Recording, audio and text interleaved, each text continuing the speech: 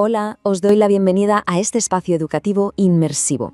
Hoy nos embarcamos literalmente en un viaje fascinante a través del tiempo. Vamos a explorar una de las transformaciones geopolíticas y culturales más asombrosas de la historia de la humanidad. Pasaremos de las arenas de la península arábiga a la majestuosidad de la Europa medieval.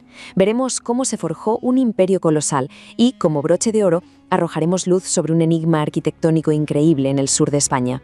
Así que acomodaos y acompañadme en este recorrido histórico. Vale, adentrémonos en esto. Imaginad una línea temporal, ¿de acuerdo? Una que abarca desde el año 632 hasta el 1258. En este periodo vamos a ser testigos de cómo una comunidad incipiente no solo conquista territorios inmensos, sino que asimila, preserva y expande el conocimiento humano a un nivel espectacular. Y como gran final de este viaje nos espera un misterio cautivador tallado en piedra y luz allá en la ciudad de Granada. Para orientarnos bien, vamos a estructurar nuestra cronología. Tenemos tres grandes eras. Del 632 al 661, el Califato Ortodoxo. Luego, del 661 al 750, el Califato Omeya. Y del 750 al 1258, el Califato Abasí. Tres fases, tres pilares absolutamente esenciales para entender esta tremenda expansión. Ahora, lo verdaderamente fascinante de este esquema de las tres etapas es ver cómo se desplaza el centro de poder. Fijaos en que la capital no se queda quieta. Empieza en Medina, en el corazón de Arabia, durante el periodo ortodoxo.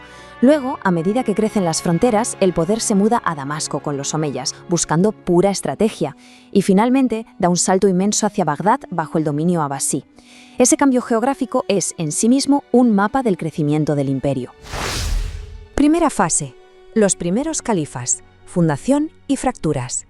Empezamos justo después del año 632. Hubo una oleada de expansión inicial loquísima bajo líderes como el segundo califa Omar I, abarcando Egipto, Siria e Irak. Pero claro, un crecimiento tan rápido siempre trae tensiones, eso es inevitable. Tras el asesinato del califa Othman, estalla una crisis de sucesión brutal. Por un lado, las tropas apoyan a Ali, primo y yerno del profeta. Por otro, emerge la figura de Muawiya, pariente de Othman. Esta rivalidad provocó un cisma tremendo, partiendo en dos a la comunidad, los chiitas, seguidores de Ali, y los suníes, la rama mayoritaria. Es un punto de inflexión absoluto, una división cuyas ramificaciones políticas y teológicas, de hecho, siguen moldeando el panorama global hoy en día. Segunda fase, la expansión omeya, alcanzando los confines del mundo. Llegamos al 661 y nuestro foco viaja a la vibrante Damasco. Muawiya logra estabilizar la situación, funda la dinastía Omeya y, ojo a esto, se dan cuenta de algo fundamental. Un imperio tan inmenso no sobrevive solo a base de espada. Necesita burocracia, necesita organización. Y vaya si lo organizaron. Desde Damasco, el imperio creció a un ritmo vertiginoso. Y las dimensiones son casi incomprensibles. Hacia el este, tocaron las mismísimas fronteras de la India y China. Hacia el oeste, barrieron todo el norte de África hasta el Océano Atlántico. Y cruzando el estrecho, penetraron en Europa, ocupando casi toda la península ibérica, lo que pasaría a conocerse como Al-Ándalus. Estaban, literalmente, redibujando el mapa del mundo conocido. Pero bueno, toda expansión desenfrenada acaba encontrando su límite. Y ese límite tiene una fecha muy específica, el año 732. En su avance implacable por Europa, se metieron de lleno en el reino de los francos. Fue allí, en la celebérrima batalla de Poitiers, donde Carlos Martel frenó en seco esta inmensa maquinaria. Este número 732 marca el tope de expansión en Occidente, el momento exacto en que la marea por fin dejó de subir.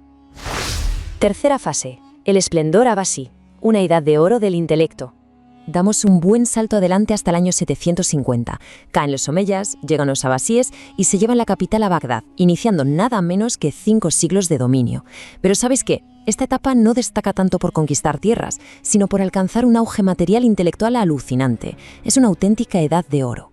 Bajo califas como Harún al-Rashid, Bagdad se convierte en el epicentro intelectual del planeta. Actuaron como grandísimos mecenas, impulsando la traducción masiva de obras clásicas. Hablamos de Aristóteles, Platón, Galeno, hubo avances loquísimos en medicina y matemáticas. Y un dato increíble, tomaron el sistema de numeración de la India, lo perfeccionaron y lo pasaron a Occidente. Sí, los números arábigos que usamos todos los días nacen gracias a este impresionante puente cultural.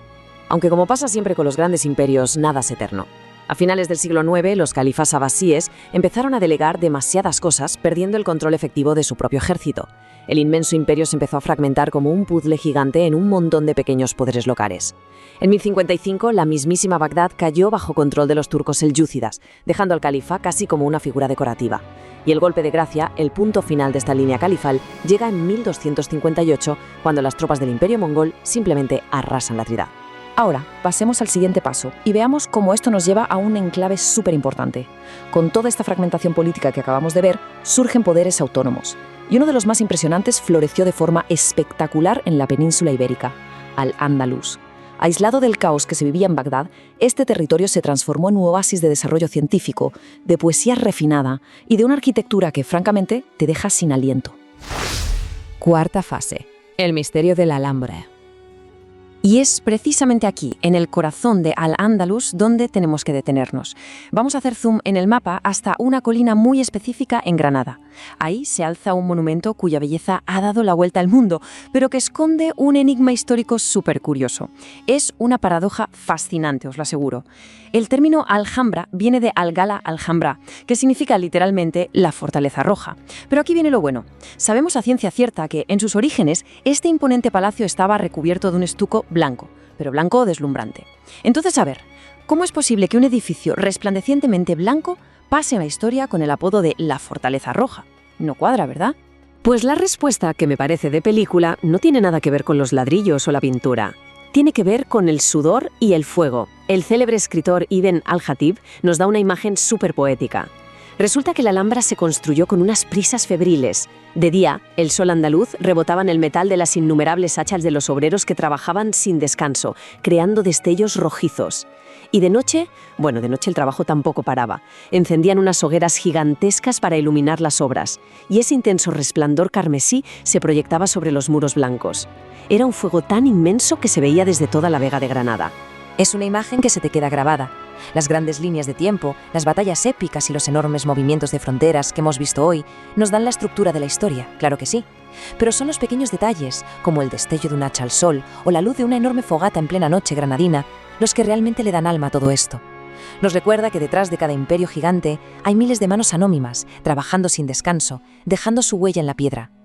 Y la gran pregunta que quiero dejaros hoy es: ¿qué otras historias increíbles, qué otros fuegos olvidados seguirán ocultos a plena vista en los monumentos que tanto admiramos hoy en día? Con esta reflexión cerramos nuestro espacio. Ha sido un auténtico placer acompañaros en este viaje. Hasta la próxima.